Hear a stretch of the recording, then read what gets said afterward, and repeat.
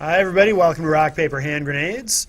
I'm Matt Connerton, and with me, as always, is Gary S. Hopper, which we learned recently is Sean. The S is Sean, correct? Yes, yes. The Honorable Yes, New Hampshire Representative very, Gary S. very, Hopper from where? Extra. I'm actually more honorable than this actually denotes. Are you really? Oh, yeah. Do you get, like, after a while, do you become more honorable? Yes, do you because get, like, points or something? How honorable you are is directly relative to how many of these little buttons you get. Oh, really? Yeah. So every 2 years I get elected, I get a new button. Okay. So this is like, I think my 5th term, so I have 5 different, so I'm 5 times honorable. That's awesome. Congratulations. Yeah, it's pretty good. Wow. I had no idea. You know, because I otherwise I would never earn that kind of. Oh, what was cool on Facebook today? I think it was earlier today or last night. I reposted something. It was. First let me introduce. This is Ed Nail, president of Coalition New Hampshire Taxpayers, here as our guest this evening to talk about. Eventually, when I get around to slinging the bull, after I'm done that, talking about voter fraud. Get around to what? Get done slinging. Slinging the... Okay, I was... politics. Yes. Anyway. So, there's this guy, I don't know where it was down south. He went into a VFW, and they wouldn't serve him a drink. He didn't have an ID or whatever reason they gave. He didn't serve him a drink. Mm-hmm. So he goes outside the VFW, pulls down the American flag, and torches it.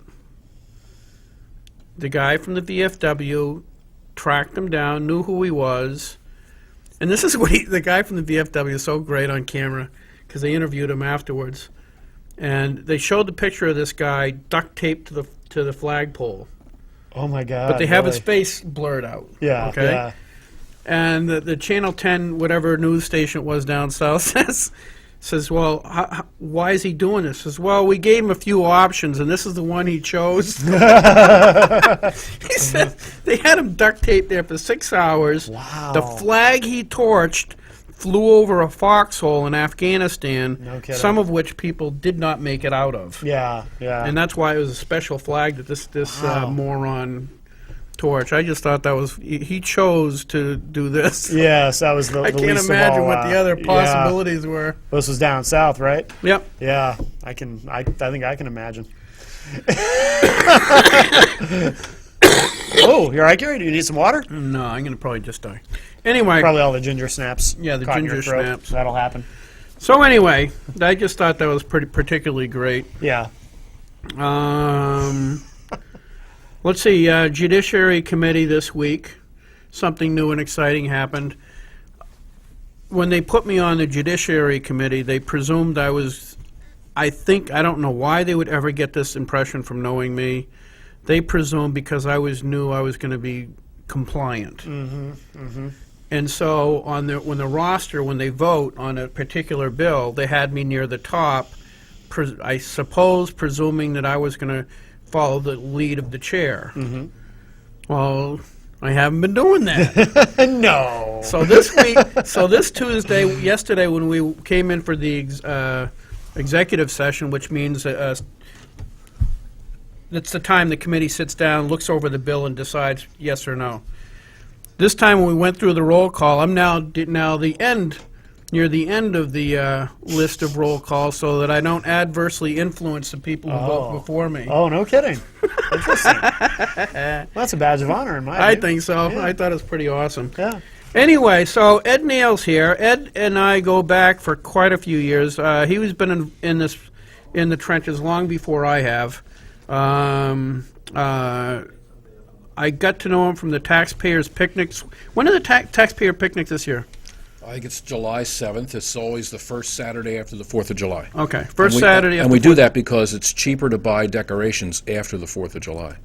That's how taxpayer friendly they are. Yes. It gives you an idea of where That's this how we group's think. mentality is. Yeah. And so went to a few of those. I think even before I ran for office.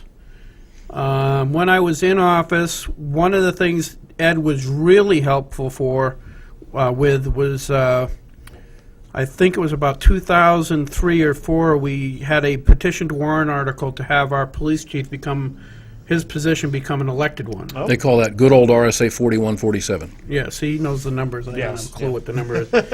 But in effect, what it was, we had a police chief that was out of control. He was really good friends with the selectmen and really good friend, and so he was almost untouchable. And they had a Yeah. compliant police commission A that let him compliant do com- anything he wanted and drafted him a police chief for life contract Wow. and then abolished themselves the midnight before town meeting. Right.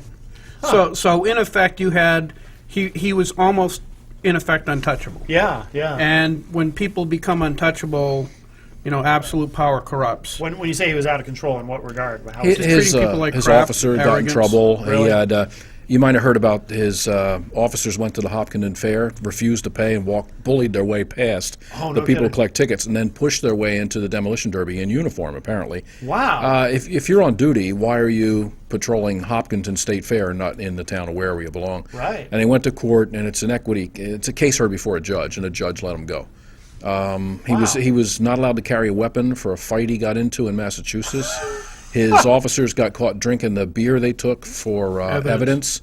His officers got into accidents with the vehicles and tried to lie their way out of it. They had some witnesses that observed what happened regarding his accidents with the cruisers and tried to lie their way out of that. It just, he came to the end of his realm, and it was time for him to go. And it's very difficult to get rid of a police chief in New Hampshire. So we used RSA 4147 and attempted to get that on the ballot in Gary's town, which requires a deliberative session, which is a small group of people. So there was probably less than 100 people there. So that's the Here lead- comes the fun part, This yeah. is- Yeah. It gets wicked fun after Yes, it this. does. So, my wife and I got the petition. Ed helped us with the petition warrant article. We got the petition warrant article. We got all the necessary signatures. During one of the meetings at the town office, the guy actually had the nerve to call me a coward. I don't know why you would call somebody a coward who's actually signing a petition warrant article to have your position become an elected one. Right. Because by having his position become an elected one, the contract it nullifies the contract. There's Otherwise, no lawsuits. There's no way he can sue you. lawsuits. He Right, can't sue right, you yeah. because we've changed how he can stay in office. It's a beautiful statute. It was awesome. And so we go to the deliberative session. I had to get special permission for Ed to speak to talk about SB2, a technical thing. Mm-hmm.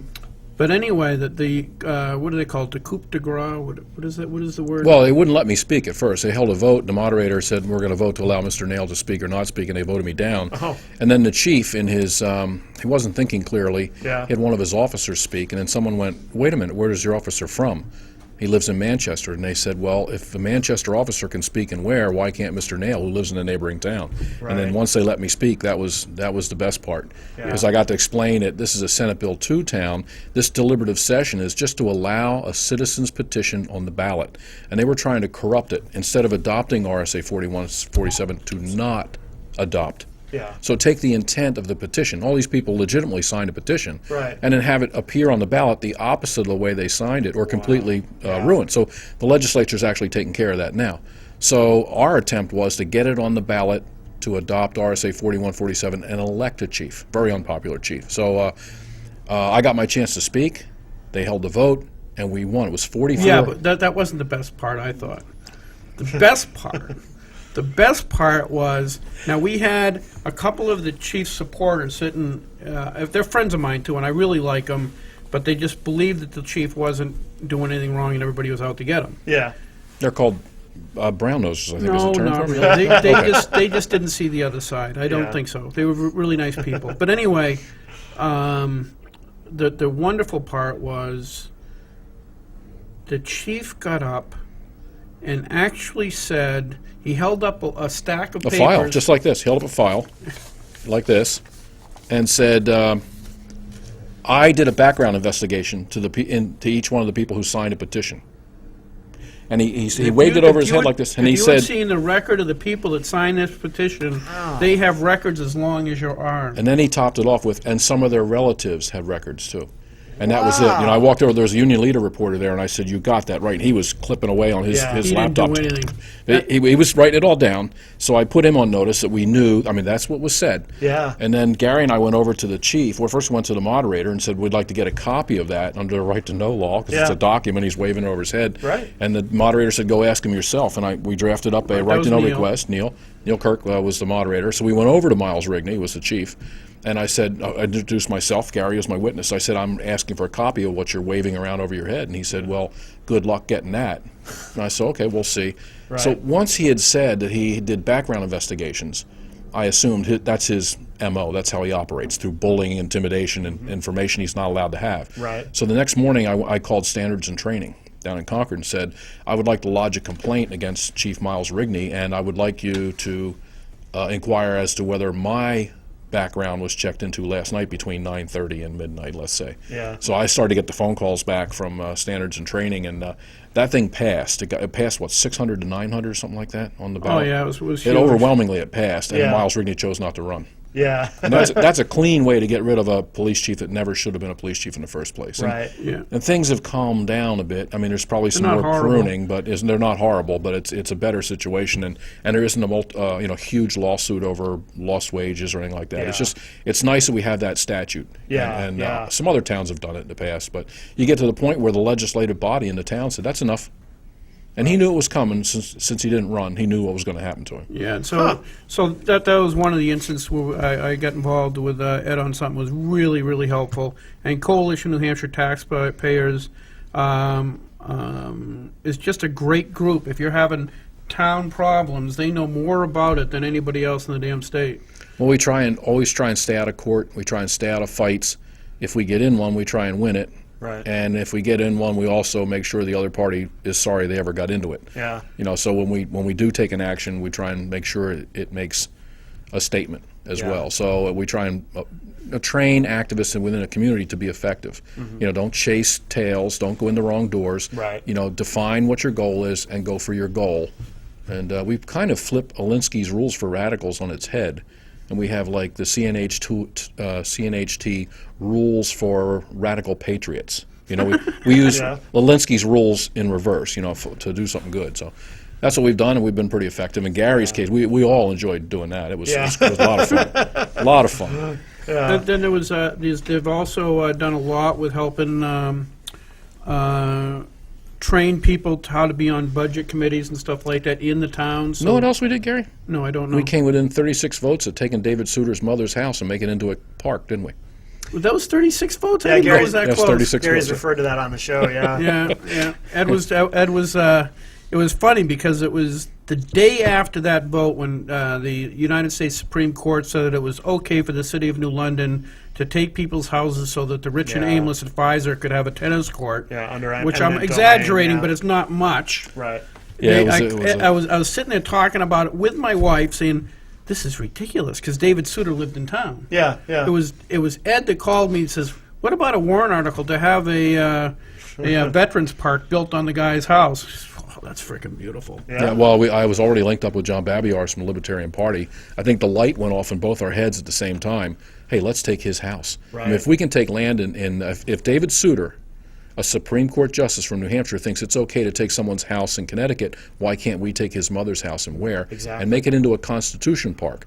And some character from Yeah, California yeah. showed up named Logan Darrow Clements. Yeah. And he wanted to make it into a hotel. And no matter how I tried to convince this guy, you can't take agricultural land and make it into commercial. Right. He would call the selectmen township commissioners. I mean, he had He he was- was looking for publicity. Yeah, yeah. And we came within 36 votes. I want to say that there was something else wrong up there. He had some issues, but anyway, I don't think no matter how we would have done that at the deliberative session, you had so many people get up and say things like, "Well, that happened in Connecticut. What's that got to do with us?" Well, everything to do with you. Right. We've Yeah, I actually know it changed our does. laws. I understood that Yeah. from the get-go, but Yeah. you had people getting up and say, I went to school with David Suter, and he's such a nice guy. How can we turn on our own? And If you would have let me speak at your deliberative session a second time, now remember, it was very successful with Rigney, Right. I would have told him I don't want David Suter's house.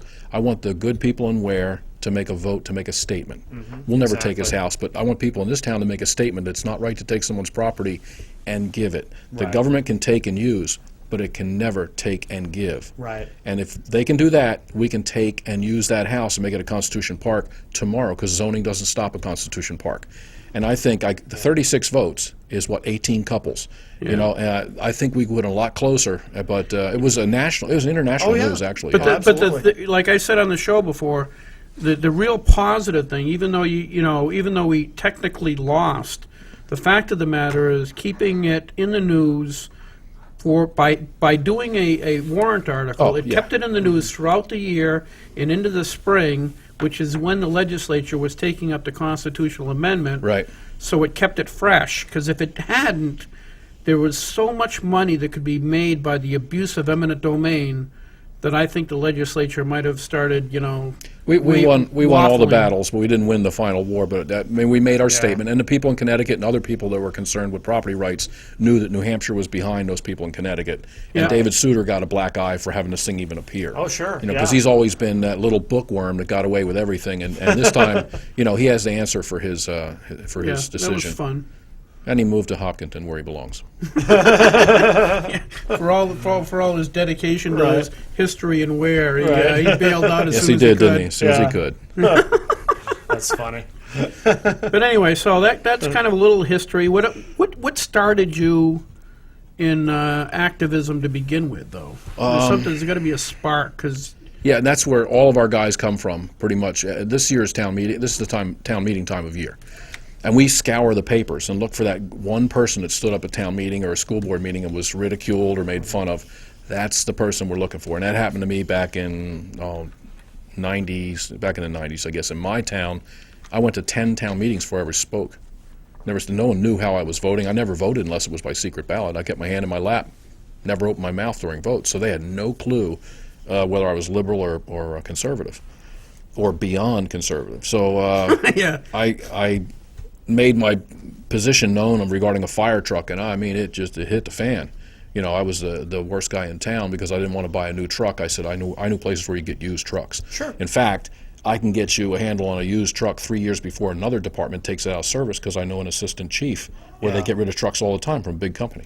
Oh. Man, they were after me, and then it just push came to shove, and I eventually got elected selectman in my town. And the stuff I went through made me realize a lot of what goes on in corrupt towns is the fault of the state. The AG's office, the Secretary of State, the Department of Transportation, all these groups that and the state statutes themselves are totally ignored.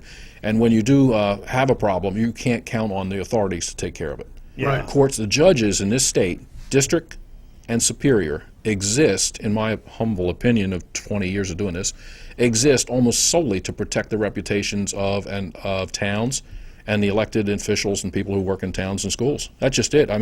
They hardly ever win a case against a town or school anymore. Huh. So that's the way it was, and I realized that, and I said, okay, the heck with this selectman nonsense in this town I live in. It's irrelevant. Right. I'm going to go work at the state level. And I had won a right-to-know case without any help from an attorney, and my name was in the paper. And once that happened, my phone was ringing. Hey, I have a right-to-know case, or I have this, and how would you like to come work with our taxpayer group? And I ran into a group of activists at Granite State Taxpayers. The chairman at the time was Doug Knight, retired IBM guy, very, very effective, a good judge of people. And we were working on creating Senate Bill 2 at the time. So I sat in at the tail end of the creation of Senate Bill 2. One of the most effective pieces of legislation, to help taxpayers that's been passed in a long time. So once I fell in with that crowd, that divided up. There were people that were interested in being in the state house and legislation, and other people that were interested in municipal and town government, where all the action really is. We spend all our money in your property tax bill. right. You don't send money to Concord. All your money gets sent to your town hall, and that gets sent. Their little take comes out, and they send the rest to the school. Yeah. That's where the action is, and one or two good activists in a town can really affect your tax rate, your assessments, the way your town does business. So we've tried to train effective activists in as many towns as we can, and I'm very proud of the people we've trained. We've only ever had a couple times where it's blown our eyebrows off. But for the most part, once you tie in with somebody like Gary, we had 2 instances in his town, which are like, one was an internationally recognized incident, Yeah. another one statewide, and now Gary's a state representative. So I was with some guys a week or so ago from another town that has severe problems with their police department, and we went into the Judiciary Committee, and they're asking me, how many of these guys do you know? Well, that one's been on my radio program. The other one there I worked with. That one I helped get rid of their police chief. The one up there I helped him write a Superior Court case, and we appealed to the Supreme Court. And I went right around the table. Yeah, So yeah.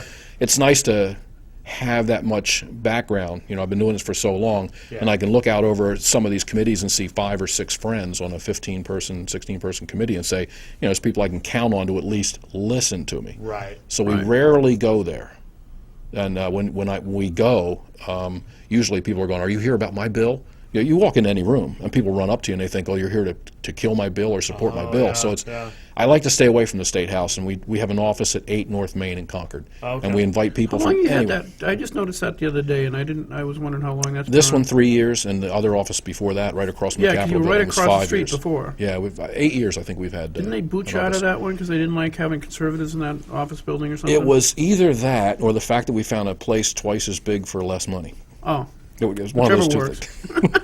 Now, we're very friendly with the crowd, the first group that we had the office with, and then another one, our landlord had some problems with 2 kids with problems with school.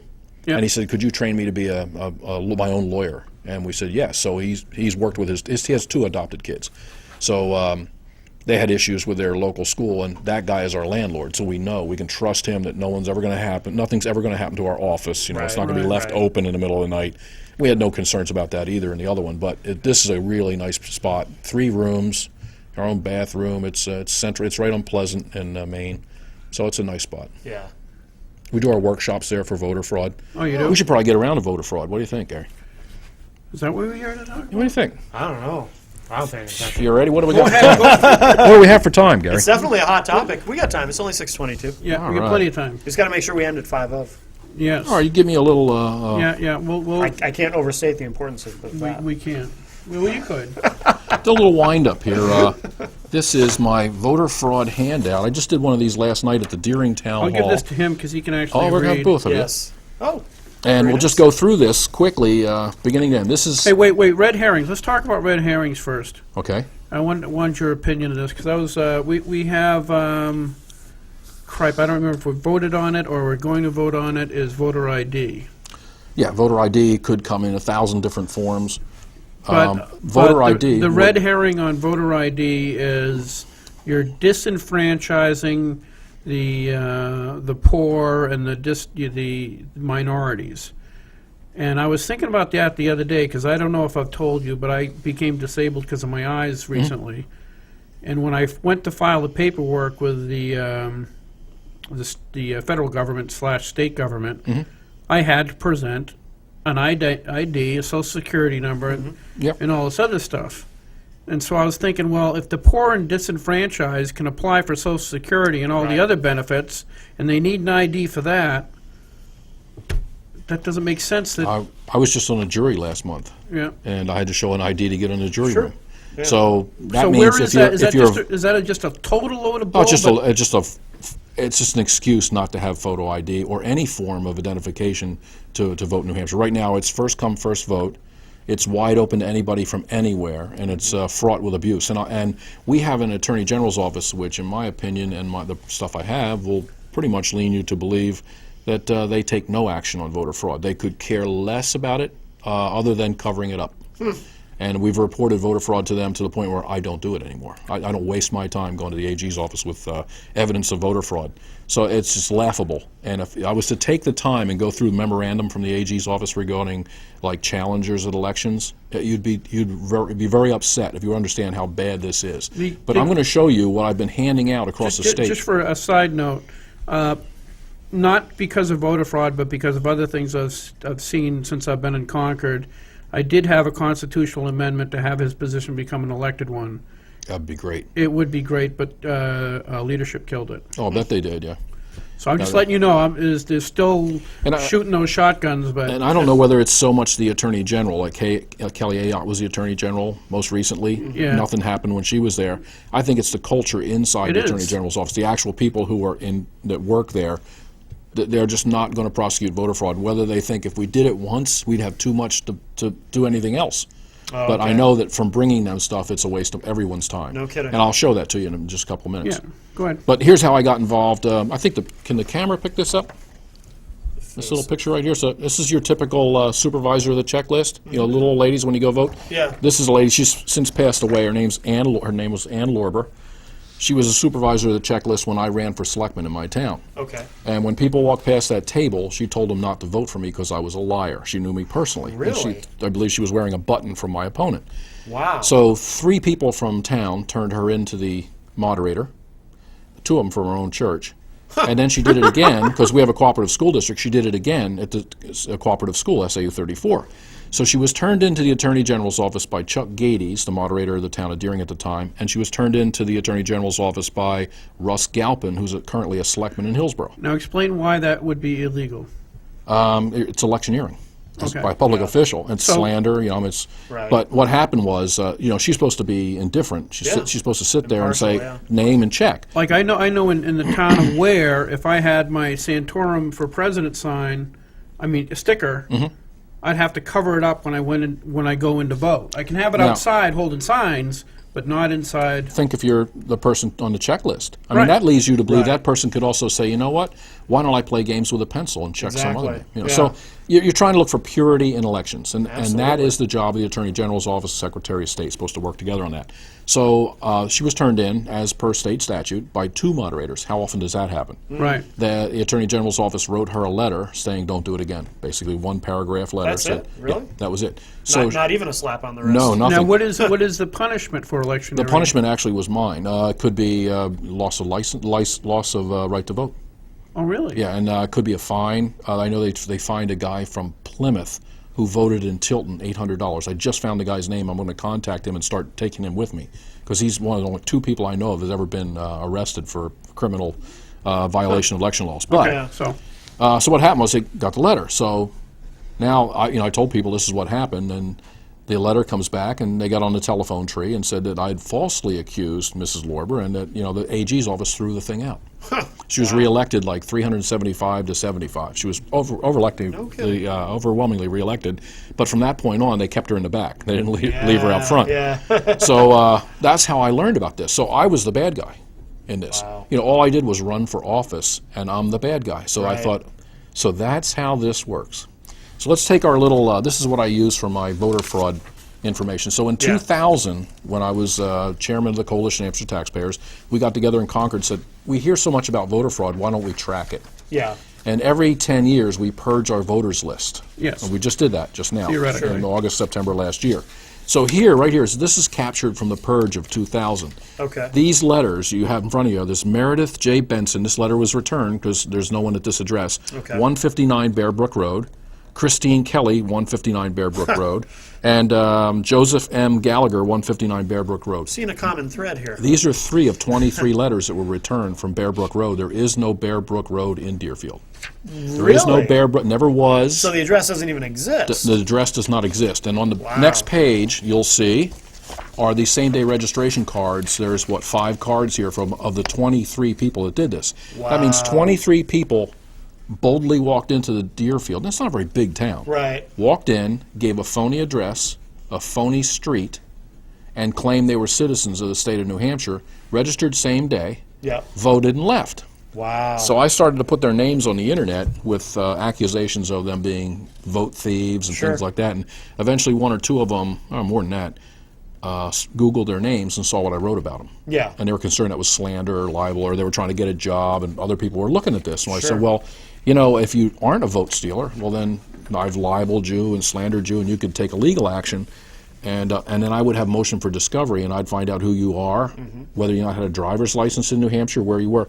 Apparently, they were working for AmeriCorps. One of them told me they were working for AmeriCorps and camping in Suncook. I said, now you've just told me, you just sent me an email. I have your email address. You told me you're living in Suncook, but you decided to vote in Deerfield. Apparently, they used a bus and brought 23 people in to vote in Deerfield because No there was an kidding. election, a 2000 presidential election. Wow. So that's what this Now, is but about. that was, you're. This was turned into the Attorney This is General's office strictly by someone for else. you think this is strictly for the presidential, or was there Oh, something the in? presidential elections and primaries are what really get them going. Because Okay. we have the Yeah. primary, we're a target for this. Okay. So, I mean, okay. let's say you come to New Hampshire, you're a college kid or a young person working for AmeriCorps, and all you see on TV is, and candidates, you'll pass them on the street, Right. running for president. You get all excited about that, and off they go. So they probably were recruited to do this. I don't think any of them thought, hey, let's go cheat Deerfield and steal some. Right. Somebody there said, hey, while we're here, because the story they gave me was we were working for our country, clearing trails and doing things. Yeah. Now, you saw what these same-day voter registration cards look like, right? See, hold this up. I can't see them that All right, good. but Ed, what they are is they're a little card, and in the bottom it says, you can still read it under the penalty of perjury. I swear that this is my above address and all these facts are true. And it has here where they're from originally: place of birth, Boston, Massachusetts; place of birth, Northampton; Manchester, Connecticut; Fort Wayne, Indiana; South Bend, Indiana. That's where they were born. Right. It has their current address. It has a signature and has what party. Okay. Now, once the Democrats took over the House of Representatives, the Senate, and the governorship, the laws started to change. Now that was you're talking 2000 state or local, federal. State, all across our state. This is what a same-day voter affidavit looks like today. If I was to ask for one under the right to know law, That's it, huh? yeah, there's no information left on it. There's no Wow. there's no Want to take that? there's Yeah, no well- signature for me to see. There's no original. That's incredible. Okay, yeah. wait a second. We'll grab this call. Hi, welcome to Rock, Paper, Hand Grenades. Who's on the line? This is Dan. Is that on the television right now? Yes, he is. I'll wave if that makes. If that makes You see him? Yeah, this is Dan. Yeah, he knows me. I know him. He's a good guy. what's your question, Dan? Can you turn down your TV? We're on a delay, so we're hearing everything, and you're hearing everything twice. Oh, okay. Yeah, that's cool. Thank you. What's your question? Hey, Ed. Yes, Dan. Hey, how are you doing? I'm doing well. Let's have some conversation here, Dan. I've given you a bunch of stuff there, some heating and air conditioning stuff. Some from what? Heating and air conditioning stuff? Yeah, some vents for some booths. Oh, okay, Dan. All right, yes. Okay. I thought maybe this was a maintenance call. All right. He needed some help with this heating and air You're conditioning. off the hook. So Dan, tell me, does the No, camera? I just want to let you know that I'm supporting your initiative here. I think it's cool. Well, thank you. Wait till you see the rest of this stuff. No, I believe all this stuff goes on. I can see it, and it's tough. I mean, the last election, I was watching all the cameras, and I'm saying, it wouldn't take nothing for anybody to come in here and just vote any way they wanted to from Right. any other town. Yep. Well, the Project Veritas people, James O'Keefe and his crew of journalists came in and put a sting on New Hampshire back in January and proved that you can walk up to a ballot clerk and say, just give a name, not ask for a ballot, but do you have a Maurice Gagnon on your list? Yes, and they try and hand them a ballot. So I'm actually I'm in contact with those people, and we're going to work a little bit together on this. One of their guys came to one of my workshops, and that was part of their what spurred them to If come to New anybody Hampshire. had a list of names, voters' names, they could go in there and just send anybody in. Right. Pretty much. If it's first come, first vote. So if I was to beat you to the polls, Dan, and said my name is Dan, they would check me off, no questions asked. Right, and they'd say, oh, no, you've already been here. And that'd be too bad for you, wouldn't it? Yeah. So, Dan, if you see anything like this, all you do is get a hold of CNHT, the Coalition of New Hampshire Taxpayers. You go on the internet, and our website's right there. Just contact us. We'd be glad to have any information you have. If you see anything that doesn't make I'm sense. going to keep my eyes open. All right, thanks a lot, Dan. Thanks, Dan. Thanks, Have a Dan. good night. Hey, nice talking to you, Eddie. You bet. Take care. So this I now. like the little laugh at the end there. Yeah. Thank you, Dan. So anyway, so this is what this last page you showed us. This is what you There's should be almost correcting. like no information There's whatsoever. There's no signature on here. Now, it'd be nice if I said, oh, gee, I see two different signatures, but I can't see that anymore. Yeah, they don't There's even nothing on here. Yeah, they don't even sign it. Now, here's what happens. We keep track on police records, okay? These are the 2003 UNH hockey riot. There's 120 people were arrested. Yep. So we went down, we got the arrest report, and the arrest report was in actually the arrested students from UNH were in the paper. So we went through and we matched those up with the same-day voter registration cards, which we were able to get in the old days. Yeah. Here's some of the same-day registration cards from the students who registered and voted in New Hampshire. Yeah. Well, once they were arrested, they gave the address of pretty much where they came from Right. 6 months or a year before when they registered to vote in New Hampshire. Well, if you registered to vote in New Hampshire, there's that little part I told you about under the penalty of perjury, Right. that I swear that I am a resident, I intend to make this my home, before you steal my vote.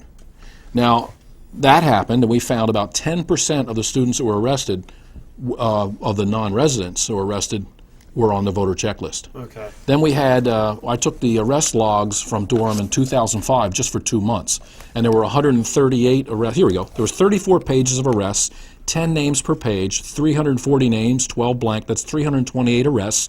149 were not students. 173 were UNH students arrested. 18 of them were on the checklist from out of state. That's another 10%. We found, when we started this, a consistent 10%. Oh. Now, if you remember a couple weeks ago, or maybe a month ago, there were some UNH students at a fraternity that were arrested, 11 of them. They were dealing drugs out of the fraternity house. Yeah, I I remember think they that. closed the house down. Of those 11, I found one right off the very first name I found on the checklist. No kidding. So when he's arrested, he says he's from Rumford, New Jersey. When he registered to vote the year before, he said, I'm from the fraternity house. Right. Yeah. Or right. somewhere in New Hampshire. Right. But when he gets arrested, when you pull out your driver's license, I have one, most everybody has a driver's license, right? When you show that to a police officer, you're saying, that's who I am, that's where Right. I live. To get the driver's license, you have to tell the state that's where you live. I can't live in Ohio and have a New Hampshire driver's license. That shows intent of the person. Right. And I have nothing against the college students. What I'm really after is the recruiters. Yeah. They yeah. should know better, and they do it year after year after year. And we have to have some legislation to make that a crime, specifically recruit someone Yeah. to commit voter fraud. When you talk to these people who were from AmeriCorps who were recruited, was their story consistent? Did they all kind of give you the Pretty same much. They were story? saying, well, that's where we got our mail. We got our mail in Bear Brook State Park. Oh, okay. Or we were Yeah. camping in Suncook, and this is where we did most of the way. And they were really confused. Really? Yeah. All they really know is that we went together and we voted, because Yeah. there they are. And here's the really sad part. Because this has been going on for so long, I know that some of the supervisors of the checklist and the ballot clerks don't want to do anything. In 2000, we had a joint committee of the House and Senate to investigate voter fraud, and I have an article here someplace by Kevin Landrigan. I didn't bring everything with me. Kevin Landrigan is who? From the Nashua Telegraph. Okay. Little evidence of voter fraud shown. Well, he wrote that headline long before he showed up for the hearing, because I was at the hearing. Right. And we finally figured out, don't show the AG anything, don't show the Secretary of State anything, because they'll just make excuses. Right. Before we run out of time, I'd like Oh, to you show got you. plenty of time. We got plenty of time. I'll show you one of my favorites. We got at least 20-something minutes. Oh, okay. This is called, we like to call this is on your list. This is one of the handouts. If I do a voter fraud workshop in your town or for your organization, like someone suggested last night, I do one for police. Yeah. Police Chiefs Association, say, this is what you want to look at. When you're arresting someone and you're getting these driver's licenses, maybe you should check in your town. So this is what we call the lump at the dump. This is the Bedford school clerk in 2003. Yeah. And what he has is a card table set up with a checklist and absentee ballots. And this right here is very hard for the people at the Attorney General's office to understand, because I've shown it to them. Yeah. It says vote today 9 to 3. So if you're an average person that shows up at the dump and says, oh, the special election is just a few days away, why don't I vote now? What happened was, in 2003, Bedford was trying to pass a school bond through a special election. Oh, I remember that because they couldn't get it through the Well, normal. they tried normal, more than one. Right. So you have your election in March, their bond failed. So they tried a couple more times to have special elections where there's less of a turnout. So when they had that, we decided, okay, the Coalition of New Hampshire Taxpayers was working with activists in Bedford, said, why don't we have a not get out the vote campaign? So we were on our talk radio program and writing letters to the editor saying, don't vote, because without court approval, which they did not have for the special meeting, you have to have 50% of the voters show up from the last election. That's very hard to do. Right. So if you want to pass anything that the teachers union wants, they'll try and have a special election because they can pack those Sure. elections. Right. Well, that sword cuts both ways, we say. So we said, let's have a not vote campaign. We put up a tent outside the polling place and said, don't vote, go home.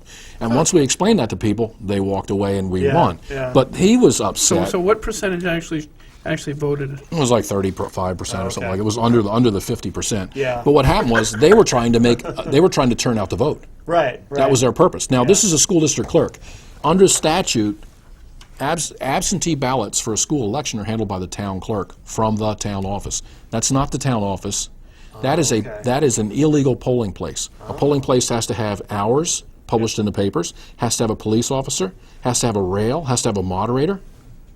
So this was turned over to the Attorney General's office, and what do you think we got? Nothing. Nothing. A little letter, and the letter said this was highly unusual but not illegal. That was the last time I wanted anything really to do with these people at the AG's office. I had to go in a couple other times and have some dealings with them, but that was pretty much They called it not illegal? They called it not illegal. And in their opinion, wins unless you want to go to court. Right. And when you go to court in New Hampshire against a school or a town, your chances are, I say 80% chance you're going to lose. Right. So when we go to court to make a statement or to have a judge define something or say, okay, that's why we need to come to you guys and the legislature to have the law fixed. And I don't really prefer to run around behind the elephant with a dustpan and broom cleaning up after the last thing that went wrong by asking the legislature to change the laws. That way we have crummy laws with hundreds of amendments. We should follow the law. We have legislators who write the law in English. Most of these statutes, I can understand them the first time I read them. Yeah. You don't have to read them 4 or 5 times. You don't need an attorney for most statutes in New Hampshire. Right. Like the statute that says it's RSA 197-44 or 41, something like that, says, that absentee ballots go through the town clerk's office. Simple as that. Let's go to the next one. This is an election law complaint sent by the Republican Party to the Attorney General's office, wherever these things go. But it's an official complaint form regarding a young man named Jeff Watrosky, who was here in Manchester helping Mayor Baines get reelected. And he was paid for, our information has it, that he was paid for by John Kerry. And he was living at a location called 192 South Mammoth Road in Manchester.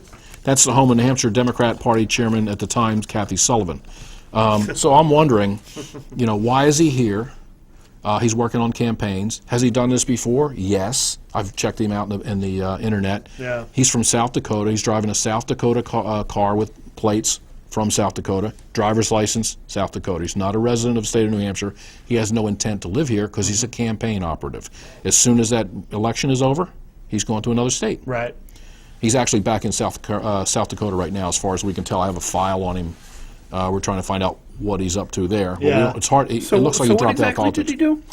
He was stealing signs in the city of Manchester from I think I Frank remember Ginta that. Yep. and Republican Party signs. So when you steal signs, That's you're stealing them. is that federal offense? No, it's a state election. Okay. So there's statutes against stealing campaign sure, materials. sure. And the police chased, the 2 Republicans chased him to this address. So the police eventually showed up, popped the trunk, there's the signs. He said, hey, don't arrest me. I'm young, I don't want an arrest record. Please let me go. scared. I'm going back to South Don't hurt Dakota, leave me me. alone. Right. So they left him go. Really? And here's the next article, the next page right here, is where he voted in Manchester. This is the Help America Vote Act computerized system. If you read the name here, it says Jeff Watrosky, and his middle name is Clinton. I just an odd fact. And he's at 192 South Mammoth Road. Now, Jeff he got out of here. No one arrested him, so he has no arrest record regarding elections or anything like that. And so there's no real blemish on his political career, campaign career. Right. But he moved back to South Dakota. And I started to write pretty derogatory things about him, hoping he would maybe sue me for slander or libel. And then I would get more information on him because let him go ahead and sue me. Yeah. So I don't hear anything from him, and I finally get a phone call from a talk radio station in South Dakota. And it turns out he wound up being Hillary Clinton's campaign manager for South Dakota. And that was that long campaign, Barack Obama and Hillary Clinton going at it. Well, South Dakota actually mattered in those days Sure. because it went so long. Yeah. So the talk radio program says, hey, could you please talk to us about Jeff Watrosky? I read what was in the papers. And I said, well, just stay tuned because I'm going to fax you everything I have on Jeff Watrosky, and I have Kathy Sullivan's assessment card. It doesn't appear to be a hotel. So what did he use when he used identification to register to vote? Just a South Dakota driver's license, or did he give him Kathy Sullivan's phone bill, electric bill? Did he have a rent receipt from Mrs. Sullivan? What did he have? What did he use? These are the questions that would come out if there was a lawsuit or an arrest. Right. So he's off working in South Dakota.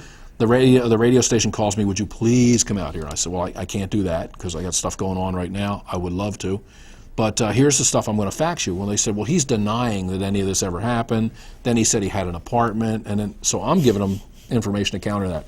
So Jeff Witrowski's wonderful trip to New Hampshire cost him most of a week explaining what he did here in New Hampshire. We call that street justice. Right. If the AG's office will not prosecute blatant voter fraud in our state, then CNHT is going to have to, this is what we have to do. Right. That's our only alternative right now until we change some laws. Is basically to attack them almost stealthily. Yeah, you just say, look, here's the facts. You know, if you want to get a job with another campaign, if I find out that Jeff Witrowski is working for Joe Biden, I'm going to call that campaign, or I'm going to call the campaign of Joe Biden's opponent. Yeah. And say, here's a little something. That's the way it works. Yeah. You know, you came here to help someone run for an office. We're a target of this every couple of years when we have the primary. Yeah. People come from all over and do this and then leave, and we pick up the debris. Well, we've picked up a lot of debris over the years, and Jeff Witrowski is one of them. Yeah, it's one thing to come here and help. I mean, a lot of people come here to help other candidates. There's absolutely nothing wrong with that. No, it's I something encourage it. wrong with it when you start forging documents Yeah. and voting when When it you're not becomes supposed fraud. to. Stealing signs, things Doing like that. signs and doing the because I know when I was over at Jillian's supporting Santorum. Right. There's all these people that show up from Ron they're New supposed York, to- Connecticut. the quote unquote Ron Paul Yeah, and the what's the other Occupy Wall Street movement, Mm-hmm. and they were so rude, Ed. I mean, I've been at this 20 years. I've seen it all. Yeah, I I've been know. at this a long time. I know. So you've seen it too, but it Yeah. was just profound. Yep. And I was out there holding my Santorum sign right next to him. I don't care, you know. Yep. I was campaigning in Goffstown, Pinardville, Bernardville, yeah. near the Bartlett Elementary School, Yes, somewhere in that yes, area. yes, and a yes. guy had a sign, and he, in the primary, I think it was Gene Shaheen's sign, and I had Bob Smith's sign. So we're back and forth, and I don't even want to talk to him. I mean, I've objectified my opponents for years. They're nothing to me. I have a goal. Stick with the goal. Yeah. So I don't go to these things to get in arguments with people. Yeah. Unless it's I going to be do. fun. Unless it's going to be fun. I have fun at that. So this guy has a sign. He goes, "Oh, so you're like this guy?" No, yeah, I like him. So he wants to push and get in a conversation. So finally, I wouldn't talk to him. He goes, "You know where this sign came from?" I said, "No, sign company, I guess. I don't know." And he said, "No, Tom Finneran." And in dead silence, he goes, "You know who that is?" I said, "Yeah, Speaker of the House in Massachusetts." So he's working for the union in Massachusetts. He's up here campaigning. Yeah. I said, "Well, does that surprise you?" And I said, "It doesn't surprise me at all." But it doesn't surprise me that Tom Finneran got arrested for gerrymandering districts to keep minorities out of from having any political say. So that's the kind of stuff you run into on a regular basis. Yeah, And yeah. I've actually gone to multiple places. Ward 3 here in, I think, Manchester. I was a poll watcher there. Oh, okay. Hanover. I've been to Dartmouth, Goffstown. I almost got arrested there. Really? But let's get back to my little Well, I handout. want to hear that. Why'd you I'll almost do get that us one. in Yeah, when Goffstown? we finish up this, I'll give you the rundown on Goffstown. I'm always looking for the dirt. Oh yeah. This is from 2000. Some of these documents are from the investigation the Attorney General's office did in 2000. They actually investigated something. 2000, 2001. After that hearing, they I think they went out and did an investigation. And I didn't know there was an investigation going on. I kept waiting, like, what's going to happen? I found out about it, and I went to State Senator Jack Barnes. And I said, "How do I get this investigation?" He said, "I'll call the AG's office for you." And he called over across the street, and he said, "Mr. Nail will be there in about 10 minutes. He's putting his jacket on right now." It was a year old. So the statute of limitations was already gone by the time they released it. So, but we did take it, and we're using some of it. This is some of the stuff that they've done. In Durham, students would come in, register same day, and then unregistered a couple days later. Yeah. So this is how they do it. This is, "To whom it may concern, please take me off the Durham residency list. I registered to vote in Durham for the election, but I'm not a resident here and would like to be removed so I can change my residency back to my hometown of Mount Vernon, New Hampshire. Thank you very much, Emily K. Martin." And she gives her address, and sometimes they give phone numbers. This guy right here is my favorite. It says, "Dear Superintendent, I was one of 1,700 students who registered to vote at UNH. Please take my name off so I can go re-register in Beverly, Massachusetts. Here's my phone number. Here's my my email address. Thank you for your time, sincerely." Yeah. So we have stacks of these things. So now that these people are confessing to committing Well, voter yeah, fraud. because I noticed he actually wrote, I was one of 1,700 UNH students who wrongly registered to vote in Durham, New Hampshire.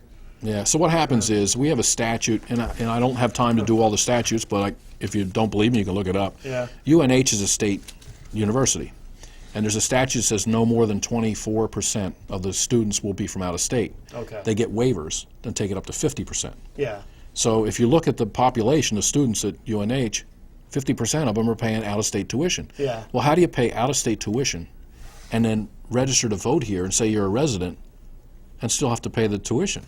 So one of our state reps in Rochester a couple years back said, hey, well, I'll start a bill, and anyone who registers to vote in New Hampshire is now a resident. You won't have to pay out-of-state tuition. Oh boy, did it hit the fan! We had a hearing. Neil Kirk, I think, was chairman of the hearing, and Now, who was that? Cliff Newton videotaped Cliff it. Newton Cliff did- Newton and his guys down that way. Was that his bill? No, it was another guy's bill. Cliff may have signed onto it, but Cliff videotaped that. He probably has a videotape of it. But it was fun to have the colleges send all their people, and we got to Yeah. ask them questions like, why did Plymouth State let the campaigns use the school's buses and decorate them with Gore Lieberman signs? Why did you let them do that? We didn't know they were doing it. Where do you keep your keys for your school buses? You don't. College Right, buses, right. underneath a fender. There we go. Boom, boom, boom, we'll just take off, Hear and no nobody evil, misses see them, no right? evil, yeah. And just stuff like that. And we're going to lose a lot of money here at UNH if you allow these guys to become residents. Well, you're letting them vote here. Right. Now, I was just for half of January and half of February, I was on a jury in Superior Court North. Yep. And when I went in, I had to sign my name. I just prove who I was, take my driver's license, show it to the clerk before our bailiff before I could get into the jury room. So when you steal votes, you register to vote here, you stolen my vote, and you re-register in another state, or you just stay on the rolls Yeah. for 10 years and gleefully leave the state. You don't serve on a jury. Right. And what if New Hampshire actually called these people? Hey, let's call them. Let's have, of the 150 people we have for jury duty, what if it turns out 35 or 40 of them are non-residents who registered as college students and still have a Delaware driver's license? What happens? You pick them for a jury, and then right before they go in the jury room, they show you a driver's license from Delaware? How do we do that? Do we waste our time trying to put a jury together and convict somebody or find somebody not guilty of something or a lawsuit? All the things that go wrong with a courtroom. Are we going to enhance that by having non-residents clog up that system? Now, I don't know, but the last jury I was on, I saw no one under the age of 23. I picked out the youngest people I thought I could find in that room, and I asked them. 23 was the youngest guy I had. So I don't know whether they're pre-eliminated, which would be illegal. Yeah. I mean, you have to serve on a jury from the time you're 18 till, I think, 70. You can ask because of age to be excused. But 18 is when you're supposed to serve. Right. Yep. So it clogs up everything. Oh, yeah. Gary knows from running for office, when you do a mailer to your town, how many of your letters come back? Oh, a lot. Yeah. What if you lived in a college town? Oh, I can't imagine. Oh, we just cleared our rolls from 929,000 down to 765,000. It's endearing. No, in the state of New Hampshire. Oh, okay. Yeah. Deering only has 500 Sorry. voters. It's the state of New Brain Hampshire damage. in this last purge. But we only purge 6 years back to 10. So the 4 closest years, they're the big years from the Obama election, the big presidential Yeah. election. They're still on the rolls. Oh, okay. As far as I know. I mean, that's, when I'm checking, that's what they take off. So Yeah. they send out these letters, and the letters come back. And right now we're trying to grab as many of those as we can and check on them. Now, Goffstown. You want to know about Goffstown? Yeah, quickly, because we only got a couple minutes left. I went to Goffstown. A candidate asked me if I would go Yeah. and just be a poll watcher for him. Just watch the area. Yeah. Sure, they were building a brand new school. So I show up, and I'm walking around, and it's set up like this. There's some tables and chairs around. And the moderator's name, it might have been McCrae, something like that. Yeah. Is that who it is? Yeah. I walked in, I introduced myself, and I was walking around watching people counting ballots, waiting for the results to come in. I'd call them back to the campaign. And he came over and said, "You can't walk around over here." I'm sorry. It's a brand new school that was still under construction. The back of it still had tarps and stuff up for painting and plastering. And I said, "Well, where am I supposed to go?" I said, "You're supposed to have a rail up here. It's supposed to be designated." Right. Well, he hadn't done any of that. So I walked somewhere else, and he comes over and he had a police officer. He said, "I'm going to have to this officer arrest you if I find you over here again." I said, "I'm just observing the election. I was just down at the Bartlett School. They gave me cookies. Walked me around. I told them who I was. I was from a campaign. I'm here to watch and get the details, the results from mail. Man, that's lot not of a big people deal. do that. I'm Yeah. a former selectman. I've watched elections before. Yeah. Bartlett School, friendly. Yeah. A high school, confrontational. Huh. So I said, "Okay, fine." I said, "Why don't you stay here, officer, with the moderator? I'll go out to my van and I'll get the election laws." I said, if you want, you can call Bill Gardner and tell him you have me here and you're going to arrest me for watching an election. Do that in the meantime, but I'm going to come back with the election laws. Right. So I went out to my van, come back, door's locked. I couldn't get in. Boom, boom, boom, boom, boom. And they're in there counting the ballots, you know. So they got the machine going, and I'm going to be able to pick up those numbers. I'm supposed to call them back. Yeah. So I went around to the back of the school, and I found a side door open. And I went in. It was all dark. I worked my way through the building, and I got to the door that I couldn't get in, and it was rattling. Yeah. So I opened the door. A young lady came in. She said, the door's locked? I said, yeah, they're in there counting the ballots. And I said, I got locked out myself. So we're walking back, and I ran into the moderator, and I said, well, I got the book. You guys want to arrest me for whatever it is? And then you can explain why you don't have a rail up, why you don't have this thing in order. Yeah. Well, and I said, and don't ever lock me out Yeah. of an election when you're counting the ballots. I'm here to observe that. He goes, I didn't lock you out. And I said, you locked me out, and I have a witness to prove it. It was an AP Wire Service reporter that came to watch CNN. Wow. No kidding. So, I mean, this is normally a nice guy. I don't Yeah. know what the problem was. I tried to, you know, I've gone to all these different elections. I've been part of them. Why Yeah. in the world they have to pull some stunt like that? Yeah, that's wild. I've been Wow. to But Craig UNH. should have known better too. He's been know around the circuit long enough to know who you are. Yeah, why and- the big confrontation? You know, why Right. not just, Yeah. you know, because we both would know the statutes. Why not? Where's the rail? Right. You know, but Hey, that's so anyway, before we run out completely out of time, Yep. what should people do if they want to get involved in Coalition New Hampshire Taxpayers or learn more about voter fraud and where does that stand? Where are you headed and stuff? you can contact us at cnht.org. And, We're on Facebook. You're on Facebook. Are we? Yeah, Jane does all this. I all didn't this know. Stuff. Yeah, Jane does all this stuff. He doesn't know anything I'm about not the face Twittery or anything like that. I do the I have the regular keyboard and internet. Yeah. So you can contact us at cnht.org. We're going to have a cookout in Hillsborough at the American Legion on July 7th. Yeah. And it's going to be a voter fraud cookout. We Okay. may even have Project Veritas people there. Oh, that'd be awesome. Yeah, we're working on that right now. I've actually got a phone call. I got to respond to one of them. Yeah, So, see, Ed would respond, but he's Yeah. still trying to replace the ribbon in his typewriter, so... Oh, right, yes. you said you had a bunch of those in your garage, Gary. There you go. All right, hey, next week we got the House Majority Leader, DJ Betancourt, so... Good. Thank you very much, Ed. thanks, Thanks Ed. to the Very Coalition interesting. New Hampshire Taxpayers for doing all you guys do and trying to keep things honest. Thank you. Have a good night. Bye, everybody.